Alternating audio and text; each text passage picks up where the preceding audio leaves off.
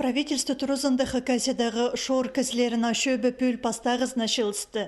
Мұнда асқанақ санық шоның аймақ сұрғылары олсында 9 кере үзірілганар. Істініс министрінің орынжызы Елена Гринконың шоғының асқыз пазаташты паймақтарындағы шонға 9 тапшын службалардан шөбі хостыры шорларына хайзы пост керен асқан. Шепрайзының 9-ы шақсы парбан.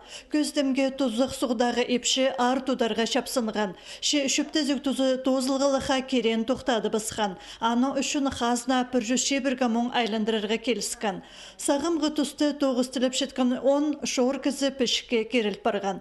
Шылығды өдөк талы сұғы біргістің кінезі Светлана Чабадаеваның айланызы үзірілген. Ол болған шор кізе шылды 700 килограмм аймық балық тудырға шарыдық сұршы.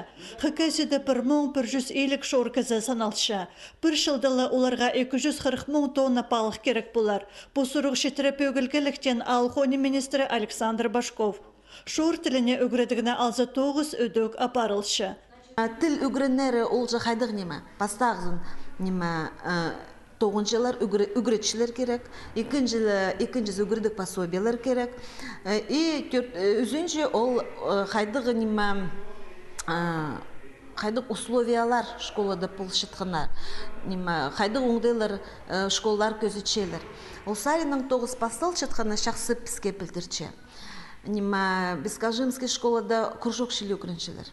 Паза нима матурский школда идет кружок шеле.